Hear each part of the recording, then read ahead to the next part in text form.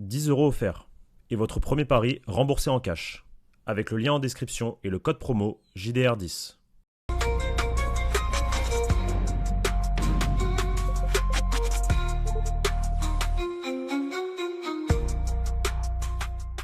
Maintenant, ouvrons le premier dossier et on va parler directement d'un joueur du Real Madrid, c'est Vinicius. Moi, je sais que sur cela, on est très bien renseigné. La prolongation de contrat, l'intérêt de l'Arabie Saoudite en 2025. J'ai envie, si possible, au 26 janvier 2026, que tu puisses, si tu as les informations et que tu souhaites nous les communiquer, nous dire où ça en est de toi, les échos que tu as eu, de la prolongation de Vini, de la situation au Real Madrid.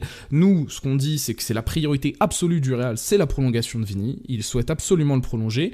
Par contre, attention, l'Arabie Saoudite est toujours en embuscade. On parle toujours d'un contrat d'1 milliard d'euros, qu'ils veulent toujours pour 2026, qu'il y a la Coupe du Monde aussi du côté du clan de Vini, qu'on espère qu'elle sera fructueuse pour, à ce moment-là, potentiellement rentrer en négociation avec le Real, encore plus en position de force.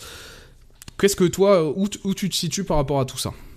Je pense que la réalité, elle est un petit peu entre tous ces propos-là. Ce que je sais, c'est qu'à l'heure actuelle, on est très loin d'un accord. Ça, il faut le dire. Entre Vinicius et le Real Madrid, de mes informations, pour le moment, c'est très très compliqué de trouver un accord parce que Vinicius est dans une zone de doute. Et il sait que selon le technicien qui devrait arriver pour remplacer Alvaro Arbeloa, parce que il n'y a pas grand monde au sein du Real Madrid qui se fait des doutes sur le fait qu'Arbeloa va pas rester 1000 ans comme entraîneur principal, quand bien même il gagnerait le titre en fin d'année. Je veux dire, c'est complètement pas du tout la philosophie du Real Madrid de donner les clés à un entraîneur qui était à d'intérim et derrière devenir entraîneur principal. Et encore une fois, on revient sur l'info que j'avais donnée liée à Jürgen Klopp. Quoi qu'on en dise, Jürgen Klopp reste la piste rêvée de Florentino Pérez. Imaginons, et Vinicius peut très bien l'imaginer aussi, qu'un Jürgen Klopp arrive au sein de la structure, pas persuadé que c'est le type de comportement de joueurs, de philosophie qui vont nécessairement aller dans le sens de Vinicius. Le seul problème, c'est que Vinicius, à l'heure actuelle, n'a personne qui veut faire quelque chose avec lui après la Coupe du Monde, mis à part le Real qui lui propose une proposition de contrat et une prolongation à ses termes à eux. Et le problème, il est là. C'est-à-dire que Vinicius, lui, se dit oui, j'ai l'Arabie Saoudite, etc., je peux toujours y aller. En fait, moi je parlais aux Saoudiens, je parle souvent aux Saoudiens, encore aujourd'hui j'ai sorti une info sur l'Arabie Saoudite.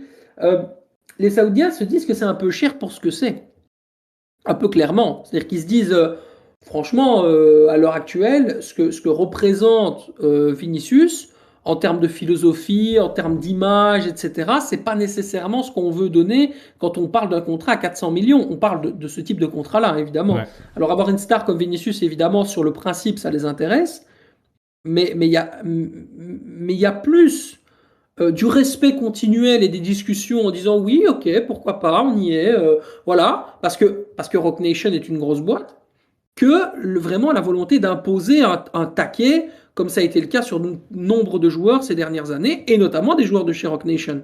Je pense notamment à Al Nasser, qui avait parlé directement avec le père de Rodrigo à l'époque, l'été dernier, où là, vraiment, ça parlait billets, quoi, tu vois, on était sérieux.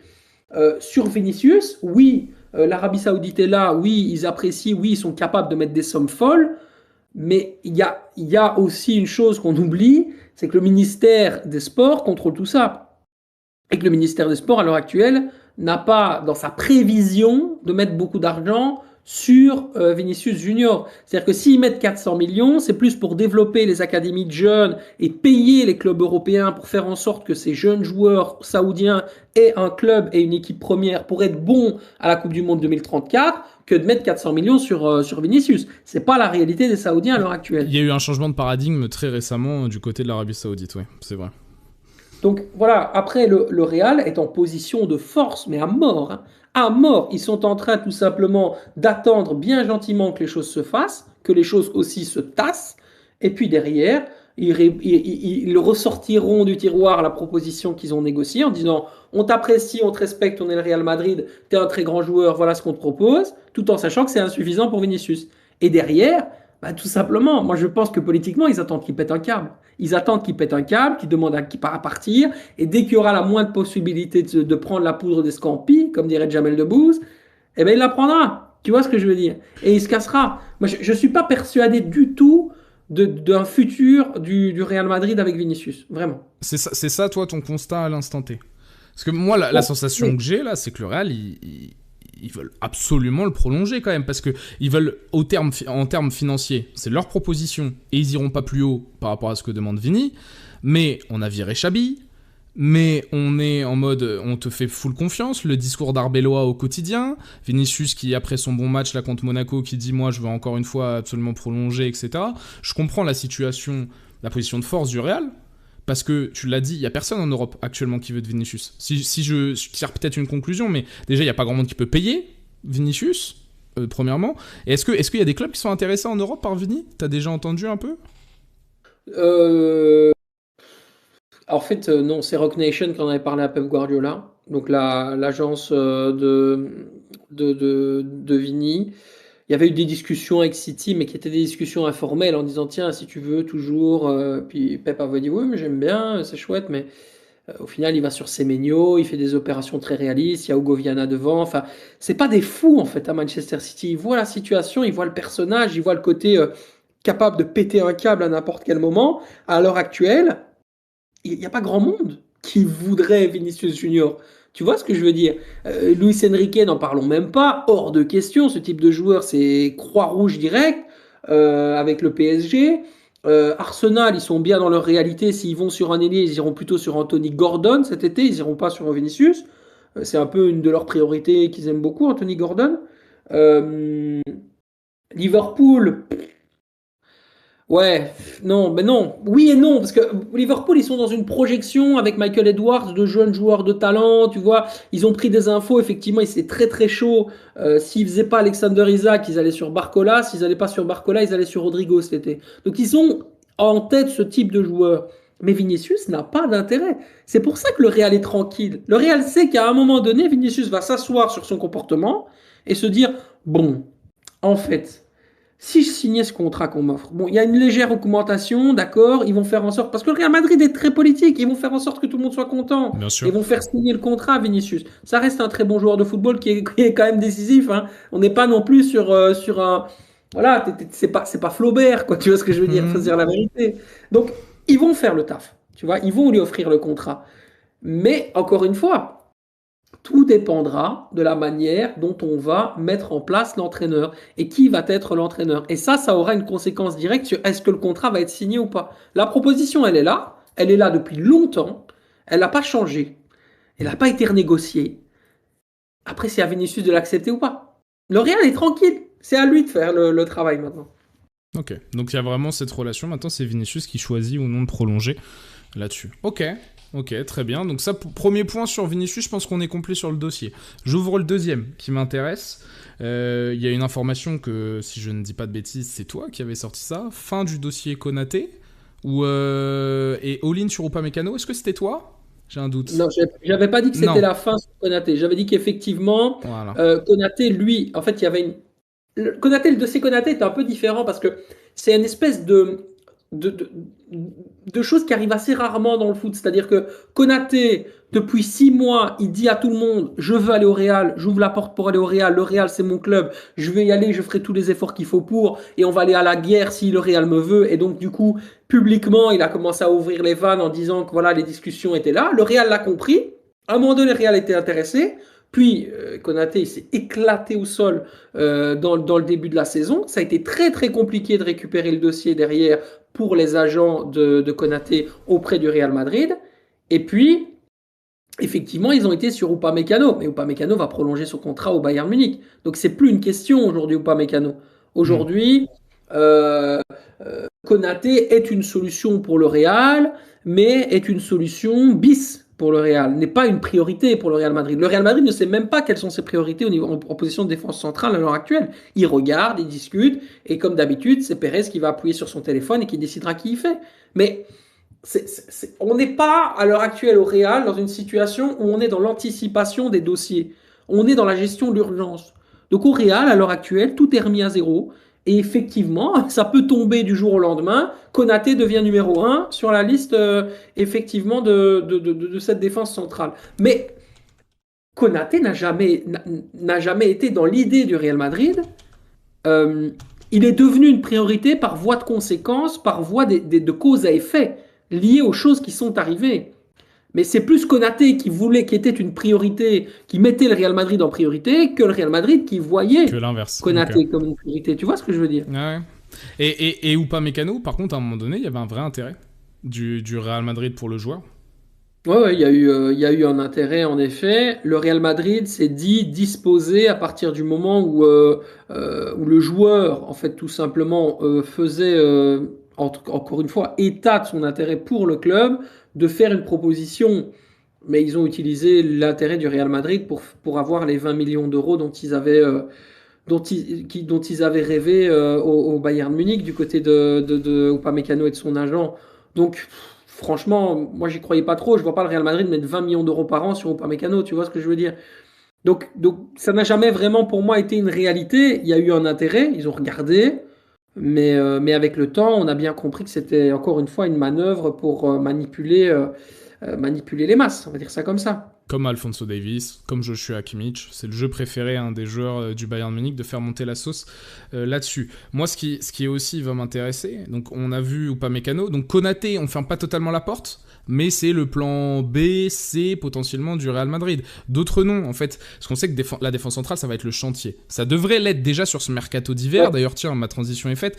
Le Real Madrid ne recrutera pas cet hiver, ça fait pas partie de la politique du club, mais est-ce que toi t'as pu voir, eu des échos que peut-être que cet hiver il y aurait pu avoir un mouvement du côté du Real Madrid ou pas du tout? Vraiment silence radio et juste ça prépare l'été prochain.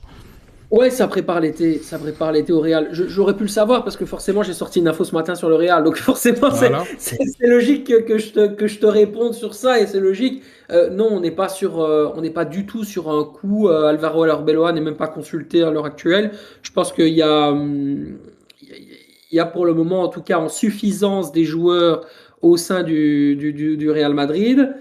Effectivement, il faudra voir l'état de l'infirmerie aussi pour être sûr que tout le monde récupère, parce que ça semble être le plus important, surtout au Real à l'heure actuelle, c'est de voir un peu qui est-ce qu'on fait partir cet été pour libérer un petit peu d'effectifs, parce qu'il y a beaucoup de joueurs qui fondamentalement étaient tous bons et auraient dû créer quelque chose de sympa, mais il y a beaucoup de joueurs blessés, qui sont pas au niveau, qui représentent pas les philosophies de ce que veut interpréter le Real Madrid aujourd'hui. Enfin, tu vois, on est dans une bouillabaisse au Real, même au niveau des joueurs. Tu as des joueurs qui, pour moi, ne doivent plus être au Real aujourd'hui. Tu vois, ou alors ne correspondent plus à ce que le Real Madrid aspire à être la saison prochaine. Donc ça aussi, c'est ça qui fait qu'aujourd'hui, le Real ne peut pas se projeter sur un hiver extrêmement dépensier, parce que tout simplement, le Real ne sait pas où il va. Donc Florentino Pérez, il a dit, moi, tant que j'ai pas de clarté, c'est zéro oui-oui. Hein. C'est au revoir, merci, bon week-end, hein, c'est terminé. Tu vois, et c'est une réalité. Alors aujourd'hui, c'est pour ça que ce mercato sûr, 2026, il me semble être... En fait, on n'a aucune visibilité. Donc c'est pour ça que ce mercato 2026, qu'on attendait une sorte de grand ménage, etc., parce que c'était le projet aussi avec Xabi, on savait qu'il fallait renouveler cet effectif et qu'il allait vouloir certains noms. Là, on se dirige vers un été 2026 où on ne sait pas ce que va faire le Real Madrid. Le Real Madrid ne sait pas eux-mêmes ce qu'ils vont faire. C'est ça que je tire aussi comme conclusion. Je pense que le Real va faire sortir certains joueurs cet été. Il y a des joueurs qui vont partir, des joueurs offensifs, des joueurs défensifs, des joueurs au milieu de terrain. Et le Real va replacer des profils qui ressemblent beaucoup à celui que j'ai cité ce matin dans ses priorités.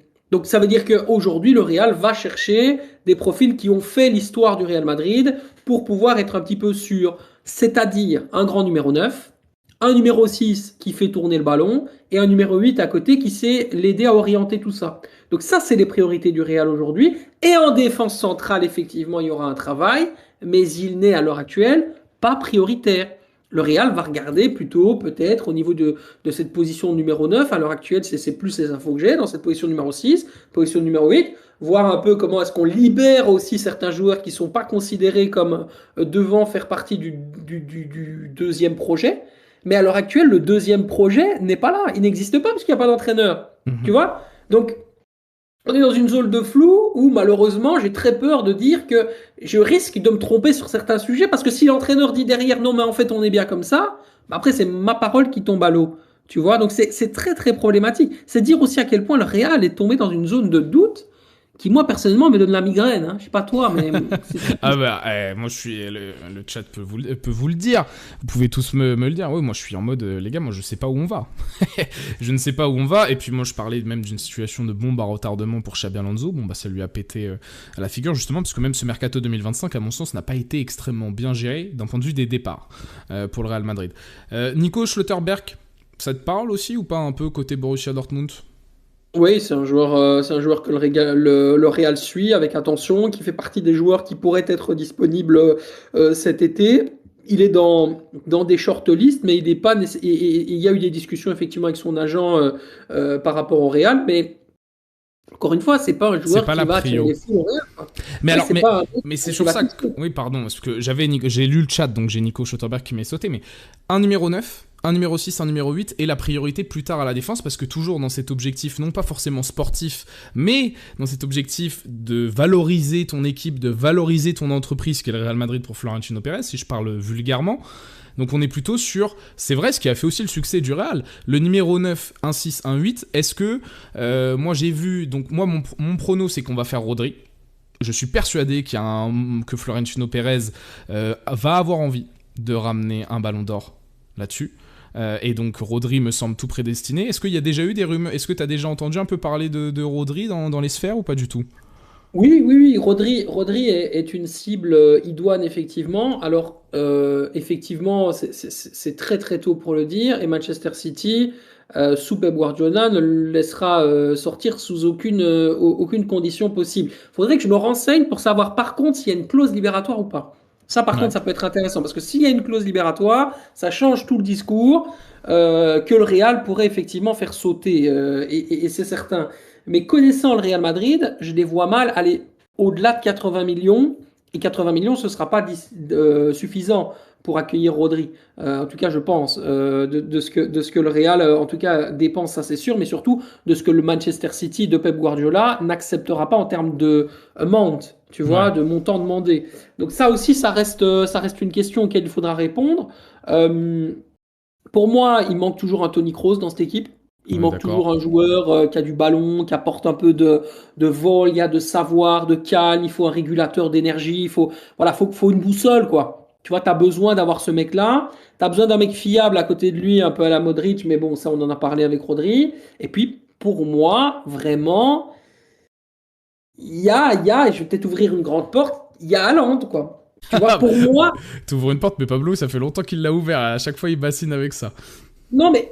Pourquoi? Parce qu'en fait, c'est juste l'évidence. En fait, la manière dont le Real Madrid fonctionne, c'est de la Dream Team pour vendre, comme tu le dis encore une fois, du maillot. Et donc, je veux dire, pour Florentino Pérez, les choses sont tout cuites. Pour le coup, il en a une de clause libératoire dans son contrat, Erling Haaland. On peut la faire sauter, ils le savent. Et Vinicius, il est en train d'emmerder tout le monde. Donc, si on sort Vinicius, ça libère des fonds. Donc, derrière, ça peut justifier en termes de fair play financier l'apport de ce financement. Le Real Madrid ne demanderait pas de mieux que de vendre Vinicius en Arabie pour récupérer un maximum d'argent, qu'ils mettront ensuite le paquet sur Erling Haaland en tant que numéro 9. Et à gauche, t'es tranquille, t'as Kylian Mbappé. Et voilà, et t'as ta team qui est beaucoup plus équilibrée que ce qu'elle n'est à l'heure actuelle. Donc ça règle déjà beaucoup de problèmes. Hein. Ce qui pourrait advenir, ça me paraît logique en fait, dans la manière dont ça construit les choses. Après voilà, comme je le dis toujours, la priorité du Real, ce sera jamais la défense. Jamais. Ouais. Parce que le Real veut acheter du maillot, vendre en Amérique du Sud, vendre en Asie, vendre en Arabie Saoudite aujourd'hui. Voilà, le Real doit se constituer comme le club le plus sexy au monde, en plus d'être le plus grand club de l'histoire du football. Donc si on part sur cette base-là, bah oui, Haaland est un prétendant. Elle a combien la clause? Je pense que c'est 150 millions d'euros, mais il faudra que je la vérifie. Oui, ok. Et donc avec une vente de Vini, de toute façon c'est ce qu'on dit depuis longtemps sur cette chaîne. Ok. 150 millions de patates. En pas mal. Ok. Donc oui, par contre ça rejoint encore une fois, là-dessus on se rejoint totalement Sacha, la volonté du club, non pas forcément de recruter de manière intelligente, mais de recruter avec une idée derrière la tête, qui n'est pas toujours dans un premier lieu le sportif. Très bien, défense centrale, est-ce que milieu de terrain, on a parlé de Rodri, on va parler d'un autre milieu de terrain, dont tu as sorti une information ce matin. un joueur marocain, monsieur El Einaoui. D'où ça sort, ça? Quels sont un peu, je te laisse introduire l'information que tu as tweetée, que moi-même j'ai relayée sur le compte du Journal du Real ce matin. Il y a un intérêt pour ce joueur marocain, en tout cas, il est sur une liste des joueurs du Real Madrid, auxquels le Real Madrid pense pour redynamiser son milieu de terrain. En fait, le Real ne pensait pas avoir cet intérêt pour Neil El Anaoui. Mais la Coupe du Monde, plutôt la Coupe d'Afrique des Nations, pardon, a tout changé. Dans la perspective du Real et dans la gestion aussi du stress et surtout le travail qu'en a fait Walid Regragui. C'est-à-dire que initialement, il faut savoir que moi je le suis, je le commente, Neil El Anaoui est un numéro 10. C'est un joueur qui joue beaucoup plus haut dans le jeu, qui a une perspective aussi beaucoup plus dans le dernier box, etc. adverse. Sauf que ce qu'en a fait Walid Regragui, c'est à peu près dans le schéma ce qu'attend le Real Madrid d'un milieu de terrain qui devrait être incarné par un type de profil similaire la saison prochaine. Donc le Real forcément a vu sa qualité, a vu sa capacité à récupérer le ballon, son scanning absolument fantastique, sa manière dont à un moment donné il gère aussi la pression face à ses adversaires, la manière dont il est aussi dans les combinaisons jeu court et tout, il s'est dit mais ça c'est typiquement le joueur Real qu'il nous faut et qui en plus de ça est disponible sur le marché. C'est-à-dire que la Roma, bon à l'heure actuelle il doit valoir entre 20 et 30 millions d'euros, tu mets 60, ça y est il sort quoi, tu vois à 50, 60, c'est pas un gros transfert pour le Real peut le faire. Et c'est jouable. Aujourd'hui, tu n'as pas de profil comme Neil El Anaoui vraiment sur le marché. T'as Angelo Stiller, mais Angelo Stiller, c'était une lubie de Xabi Alonso. Juni Calafat n'en a jamais voulu. Florentino Pérez rigolait parce qu'il considérait qu'il n'avait pas le niveau. Et puis après, bah, tu as d'autres joueurs qui pourraient être intéressants.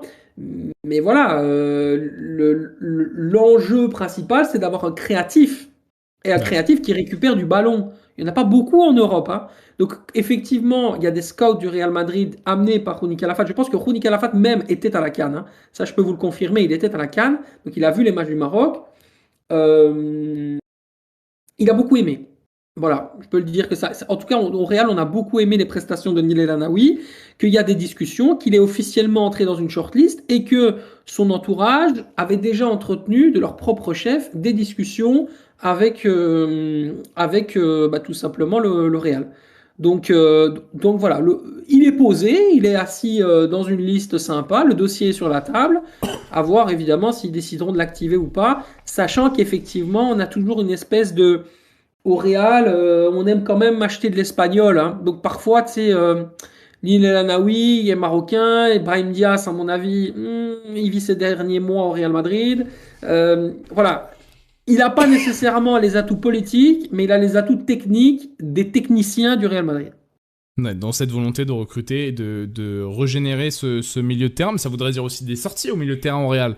Parce que t'as du Kama, t'as du Tchouaméni, t'as du Valverde, t'as du Jude, t'as du Arda Güler, qui est utilisé un peu dans le rôle d'ailleurs actuellement d'Arbelois de El Einaoui. Hein. Il est utilisé dans ce rôle de 8-10, un peu hybride, créatif au milieu. Ok, donc il y a ce blaze-là aussi qui sort, et donc il y a des informations comme quoi on l'a suivi à la CAN. Ça, c'est très intéressant. J'ai vu des noms passer dans le chat. Ok, on se fait un petit jeu. Et tu me dis oui, non, écho, pas écho, rapidement. Tu peux avoir des jokers aussi, hein. Pas de souci, il n'y a pas de piège ici. Adam Wharton. Non. Oui. Ouais, il y a un intérêt. Adam Wharton, non, plus Elliot Anderson que Adam Wharton. Adam Wharton, bon joueur. Elliot Anderson, plus le type de joueur qui plaît au Real. Le type de joueur, donc on parle bien évidemment du milieu de terrain de Nottingham Forest, hein, qui est un joueur effectivement dont la technicité est assez incroyable et qui rentre un peu dans ce calibre à la Neil El Anaoui, c'est-à-dire du grattage de ballon, de l'impact, mais un joueur très propre aussi à la relance qui peut apporter une forme de fluidité. Voilà, ça c'est aussi effectivement des retours. C'est plus le type de joueur que pourrait regarder le Real plus qu'Adam Wharton. Ok, je m'y attendais pas, celle-là. Je te donne un autre nom au milieu de terrain que le chat demande beaucoup. Guimaraes. Non, j'ai pas d'infos liées à Guimaraes. Je vois pourquoi et je comprends, mais c'est évidemment pas du tout le cas. Et puis en plus de ça, à l'heure actuelle, les Saoudiens ne le laisseront pas partir. Donc non, pour moi, c'est pas une option. Enzo Fernandez, qui est un peu moi mon chouchou, entre guillemets. C'est pas forcément qu'on a eu des échos hautes, mais c'est un joueur que j'aimerais bien, pourquoi pas, avoir un joueur au Real Madrid. Son agent cherche à le vendre au Real depuis 2 ans. Enfin, je veux dire, Faut dire la vérité aujourd'hui. On est sur vraiment, c'est limite s'il le jetterait pas directement à l'entrée de Bernabeu en disant prenez-le, ça y est quoi. Mais non, non. Oui, effectivement, son agent pousse pour essayer de faire le truc parce que c'est le club de rêve d'Enzo, mais c'est pas une priorité pour le Real, quoi. Et alors, le dernier, là on tape sur le plus lourd, des plus lourds actuellement, peut-être un des meilleurs milieux de la planète, mais sur lequel nous, cet été, on avait eu des informations comme quoi Florentino Pérez appréciait personnellement le profil, pour l'avoir observé durant une finale de Ligue des Nations entre le Portugal et l'Espagne, c'est un certain Vitinha. Alors oui, Vitinha, par contre, je peux totalement confirmer vos infos. C'est totalement vrai. Vitinha intéresse le Real Madrid. Le Real Madrid a déjà eu des conversations avec Luis Campos au sujet de Vitinha. Vitinha, c'est un vieux rêve, mais en même temps, le Real Madrid sait que aller parler avec les Saoudiens pour acheter un joueur et surtout Nasser Al-Khelaifi, c'est un petit peu comme se couper la main et expliquer à tout le monde que ça va saigner, quoi. C'est logique. C'est très très difficile et ça fait très très mal. Donc en fait, oui, ok, c'est vrai. Les infos, elles sont vraies. Ils aiment bien, ils regardent, ils apprécient. Mais moi, je ne vois pas la faisabilité de ce transfert, sachant que Vitinha, aujourd'hui, est la pierre angulaire du système, même plus important encore qu'un Fabian Ruiz de Luis Enrique. Donc, ce serait très clairement dire à Luis Enrique, bah, en fait, on n'en a plus rien à foutre de ce que toi tu penses, tu vois. Donc, pour moi, c'est juste un dream, c'est sympa, c'est vrai, il l'aime bien, mais ça va pas plus loin, quoi. Alors, Qatari, pas saoudien, parce que le chat, tout le monde t'a dit saoudien. Pardon, Oui, parce que celle-là. Pardon. J'ai dit Qatar. En plus, j'ai dit Nasser Al-Khelaifi, donc c'est parce que vous avez parlé de Saoudien tout à l'heure. Mes excuses, Qatari, effectivement.